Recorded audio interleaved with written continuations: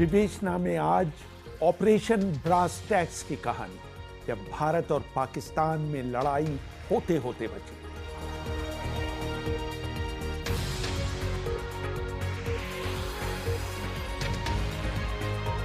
अभिवादन स्वीकार करिए रेहान फजल का। सन 1986 के जाड़े के दिन थे। भारत के हजारों सैनिक पाकिस्तान से लगी भारत की पश्चिमी सीमा की तरफ बढ़ रहे थे।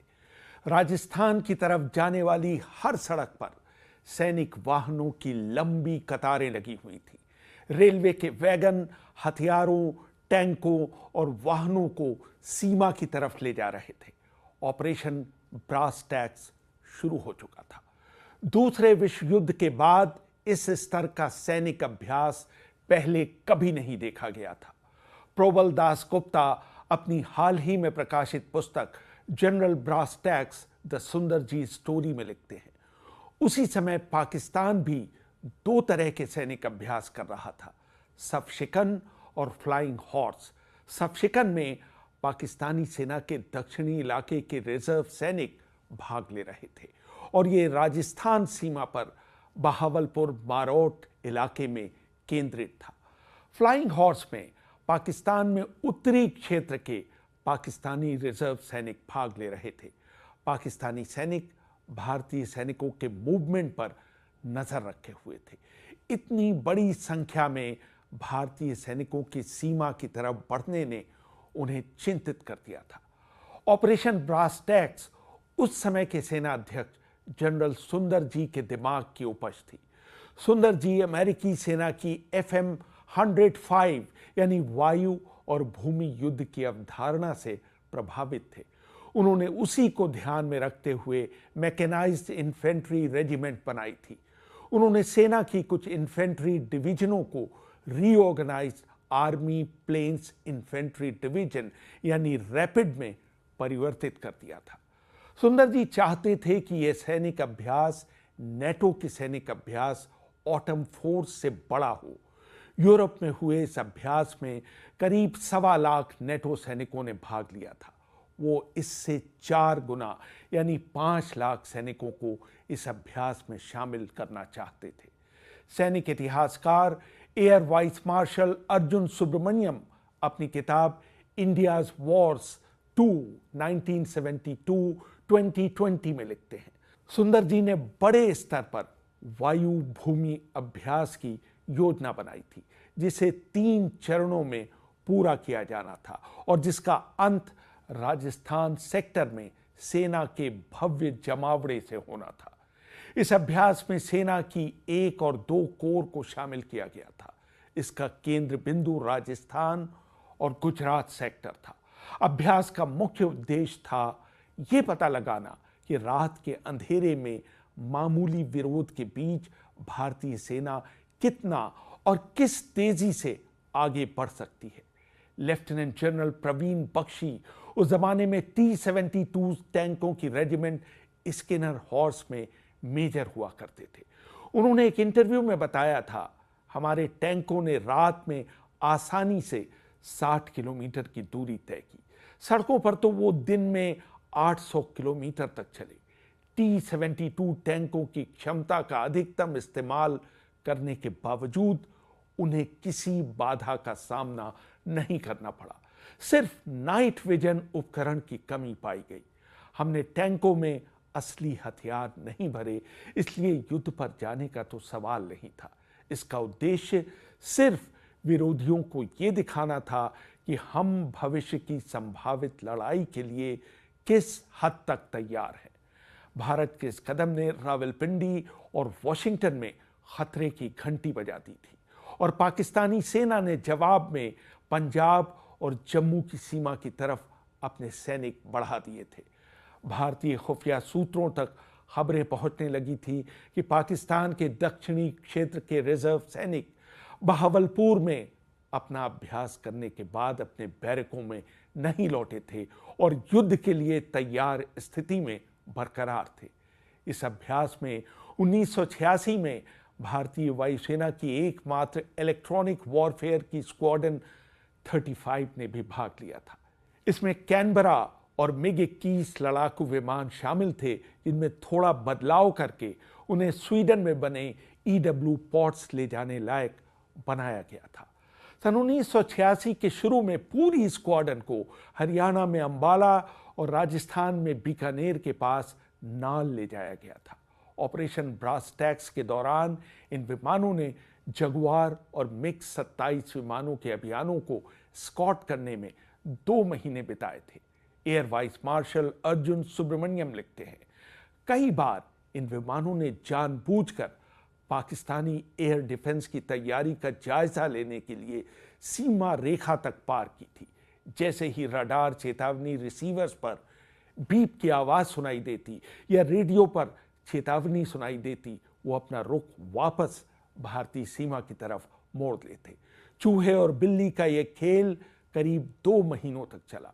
जगुआर युद्धक विमानों के इस तरह के कई मिशनों का नेतृत्व फ्लाइट लेफ्टिनेंट RK भदौरिया ने किया था, जो बाद में भारत की वायुसेना के अध्यक्ष बने। वो जमाने में छोटू के नाम से मशहूर थे और इस तरह के अभियान में भाग लेने वाले सबसे युवा अफसर थे। पाकिस्तान को शक था कि भारत उस पर हमला करने वाला है।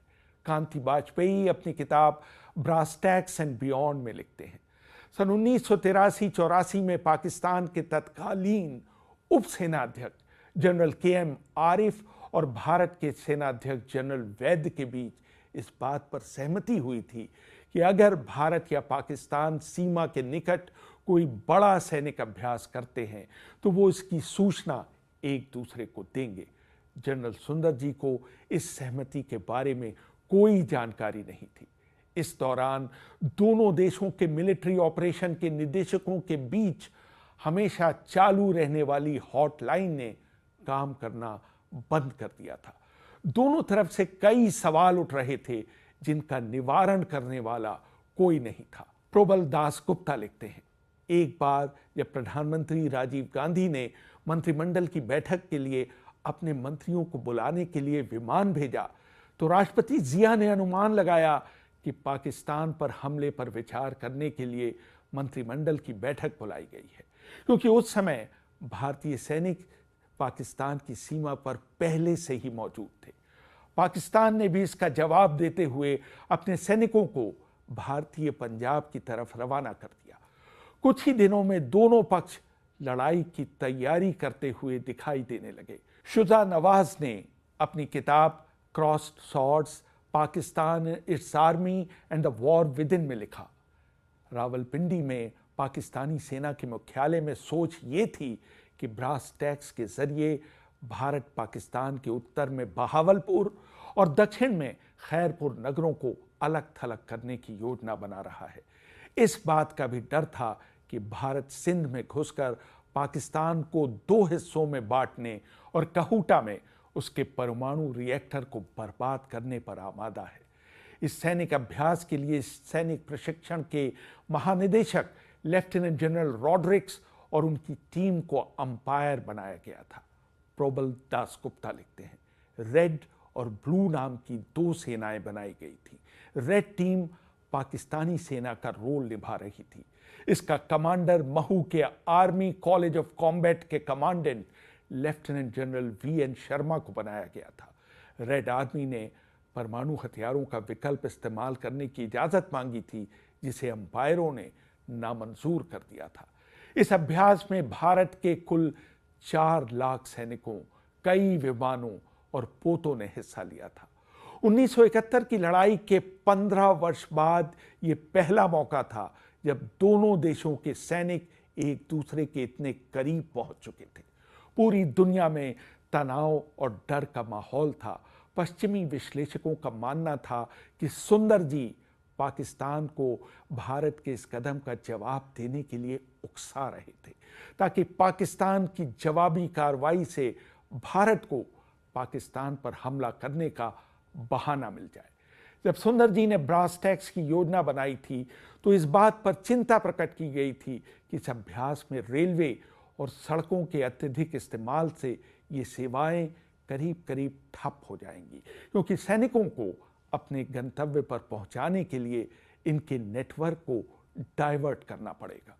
कांति वाजपेयी लिखते हैं, रेल मंत्री माधवराव सिंधिया और सड़क यातायात मंत्री जगदीश टाइटलर ने इस बात पर विरोध प्रकट किया कि सैन्य सामग्री और सैनिकों को पहुंचाने के कारण उनके मंत्रालयों को बड़े राजस्व का नुकसान उठाना पड़ेगा।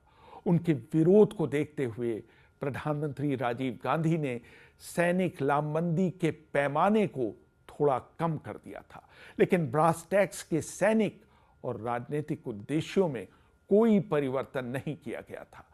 इस अभ्यास पर नजर रखने के लिए जनरल सुंदर जी ने रक्षा राज्य मंत्री अरुण सिंह के साथ बीकानेर के पास सरदार शहर में कई हफ्ते बिताए थे।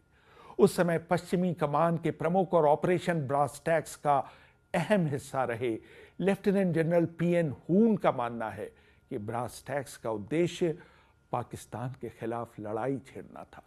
सुंदर जी के आलोचक रहे हून अपनी किताब अनमास्किंग सीक्रेट्स ऑफ टर्ब्यूलेंस में लिखते हैं, देश की यातायात व्यवस्था को जिस तरह मोबिलाइज किया गया था वो सिर्फ युद्ध की तैयारी में ही होता है। जब मैंने सुंदर जी से पूछा कि क्या प्रधानमंत्री और भारत सरकार को सैनिक अभ्यास के विवरण और प्रगति के बारे में सूचित किया गया है, तो उन्होंने तुनक कर जवाब दिया था, पश्चिमी कमान के कमांडर के तौर पर आपका ये काम नहीं है कि आप मुझसे पूछें कि सरकार या प्रधानमंत्री को इसके बारे में सूचित किया गया है या नहीं। ये मेरा काम है, इस बारे में जो कुछ जरूरी था वो कर दिया गया है। हून अपनी किताब में दावा करते हैं कि उन्हें पता चल गया था कि प्रधानमंत्री को इस बात की जानकारी नहीं थी कि ये अभ्यास युद्ध जैसी स्थिति में बदल चुका है। हून लिखते हैं, मैं 15 जनवरी को सेना दिवस परेड में दिल्ली में मौजूद था। तब राजीव गांधी ने मेरे पास आकर पूछा था, पश्चिमी कमान कैसा कर रही है? मैंने जवाब दिया था, सब कुछ योजना के मुताबिक चल रहा है और सैनिक बैटल लोकेशन की तरफ बढ़ रहे हैं। राजीव ने तब मुझसे पूछा कि बैटल लोकेशन से आपका क्या मतलब है? हम लड़ाई पर कैसे जा सकते हैं? मेरा मानना है कि कहीं तो कुछ गड़बड़ हुई थी।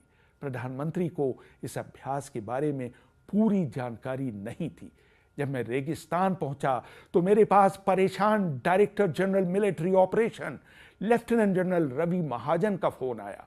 उन्होंने मुझसे कहा कि सुंदर जी दिल्ली में मुझसे तुरंत मिलना चाहते हैं। जब मैं दिल्ली पहुंचा तो सुंदर जी ने मुझसे कहा कि अभ्यास का रुख पूर्व से पश्चिम की बजाय उत्तर से दक्षिण की तरफ कर दिया जाए। इसके बाद सैनिकों को बीकानेर वापस बुला लिया गया था। कांति वाजपेयी लिखते हैं, जब ऑपरेशन ब्रास टैक्स के जवाब में पाकिस्तान ने अपना सैनिक अभ्यास जारी रखा तो सेना प्रमुखों और रक्षा राज्य मंत्री ने संयुक्त रूप से यह तय किया कि राजीव गांधी को इसकी सूचना न दी जाए। इसके पीछे कारण यह था कि राजीव गांधी अंडमान में छुट्टियां मनाने गए हुए थे। अगर प्रधानमंत्री को इस बारे में सूचित किया जाता और वो अपनी यात्रा बीच में छोड़कर दिल्ली लौट आते तो बिना वजह हालात और बिगड़ जाते। प्रधानमंत्री को इस बारे में न बताना शायद निर्णय की गलती थी। उस समय राजीव गांधी के मंत्रिमंडल के सदस्य रहे नटवर सिंह अपनी आत्मकथा one life is not enough में लिखते हैं, एक बार एक बैठक में प्रधानमंत्री, मैं, विदेश मंत्री नारायण दत्त तिवारी, एमएल फोतेदार और लेफ्टिनेंट जनरल हजारी मौजूद थे। बैठक के बाद राजीव गांधी ने तिवारी और मुझको रुकने का इशारा किया। फिर तिवारी जी की तरफ मुड़ते हुए राजीव ने कहा, मैं अपने रक्षा राज्य मंत्री का क्या करूं? विदेश मंत्री ने मेरी तरफ देखा और चुप रहे। फिर राजीव मेरी तरफ मुड़े। मैंने कहा, आपको मंत्री को बर्खास्त कर देना चाहिए। राजीव गांधी का जवाब था, अरुण सिंह दोस्त हैं। तब मैंने थोड़ी सख्ती से कहा, सर आप दून स्कूल के ओल्ड बॉयज एसोसिएशन के अध्यक्ष नहीं हैं, आप भारत के प्रधानमंत्री हैं और प्रधानमंत्री का कोई दोस्त नहीं होता। कुछ दिनों बाद अरुण सिंह का वित्त मंत्रालय में तबादला कर दिया गया। थोड़े दिनों बाद राजीव गांधी ने न सिर्फ उनका इस्तीफा ले लिया बल्कि उनसे कहा कि वो राज्यसभा की सदस्यता से भी इस्तीफा दे दे। दूसरी तरफ पाकिस्तान में आधी रात को भारत के उच्चायुक्त एसके सिंह के घर के टेलीफोन की घंटी बजी। पाकिस्तान के विदेश मंत्रालय ने उन्हें विदेश राज्य मंत्री जैन नूरानी से मिलने के लिए तलब कर लिया था। इस बैठक में नूरानी ने एसके सिंह को राष्ट्रपति जिया का संदेश दिया कि अगर पाकिस्तान की प्रभुसत्ता का उल्लंघन किया गया तो वो भारत को नुकसान पहुंचाने की क्षमता रखता है। माइकल क्रिपॉन और नेट कॉन अपनी किताब क्राइसिस इन साउथ एशिया में लिखते हैं, पाकिस्तान के अपने सैनिक भारतीय सीमा पर बढ़ाने के जवाब में सुंदर जी ने अंतर्राष्ट्रीय सीमा पर भारतीय सैनिकों को रक्षात्मक मुद्रा में खड़ा कर दिया था। यहां तक कि भारत ने अपने रिजर्व सैनिक भी बुला लिए थे। भारत के इस कदम से हालात और बिगड़ गए और दोनों देशों के सैनिक जम्मू कश्मीर और पंजाब की सीमा पर लगभग आमने सामने खड़े हो गए। प्रधानमंत्री कार्यालय ने सुंदर जी को निर्देश दिए कि वो संवाददाता सम्मेलन कर भारत के इस कदम के औचित्य के बारे में दुनिया की प्रेस को बताएं। 18 जनवरी 1987 को रक्षा राज्य मंत्री अरुण सिंह और जनरल सुंदर जी ने संयुक्त संवाददाता सम्मेलन को संबोधित कर कहा कि भारत अग्रिम सीमा से अपने सैनिक हटा लेने के लिए तैयार है, बशर्ते पाकिस्तान भी ऐसा ही करे। इसके तुरंत बाद भारत और पाकिस्तान के डायरेक्टर जनरल मिलिट्री ऑपरेशन के बीच हॉटलाइन फिर से बहाल कर दी गई। ब्रास टैक्स के दौरान पूरे 45 दिनों तक इस हॉटलाइन का इस्तेमाल नहीं किया गया था। कांति वाजपेयी लिखते हैं, इस संवादहीनता ने इन अटकलों को बढ़ावा दिया कि भारत पाकिस्तान पर हमला करना चाहता है। पूरे घटनाक्रम के यथार्थवादी आकलन के बाद ये कहा जा सकता है कि भारत ने जानबूझकर इस बारे में साफ गोई नहीं बरती और अपनी ताकत का प्रदर्शन कर पाकिस्तान को हमेशा अनिश्चितता और बेचैनी की स्थिति में रखा। 21 फरवरी 1987 को पाकिस्तानी वायुसेना के एक विमान ने दिल्ली में लैंड किया। उस पर सवार थे पाकिस्तान के जनरल जिया, जो जयपुर में हो रहे भारत पाकिस्तान मैच को देखने आए थे। उन्होंने राजीव गांधी से शांति का प्रस्ताव दिया, जिसे राजीव गांधी ने स्वीकार कर लिया। मीडिया ने इसे क्रिकेट कूटनीति की संज्ञा दी। ऑपरेशन ब्रास टैक्स नवंबर 1986 में शुरू हुआ और मार्च 1987 में समाप्त हुआ। सैनिक विश्लेषकों का मानना है कि ऑपरेशन ब्रास टैक्स ने भारत की सैनिक क्षमता का इतना सटीक प्रदर्शन किया कि उसने पाकिस्तान को अपने परमाणु कार्यक्रम में तेजी लाने के लिए मजबूर कर दिया। उस समय भारत की सेना में 11 लाख सैनिक थे और उसने अपने रक्षा बजट पर करीब 8 अरब डॉलर खर्च किए थे, जो उनके कुल बजट का 20% था। इस सैनिक अभ्यास के मिश्रित परिणाम निकले। इसने कुछ हद तक पाकिस्तान को तो परेशान किया, लेकिन साथ ही साथ इसकी वजह से तिब्बत में चीन भी अपनी सैनिक क्षमता को बढ़ाने के लिए मजबूर हो गया। रेहान फजल, BBC, दिल्ली।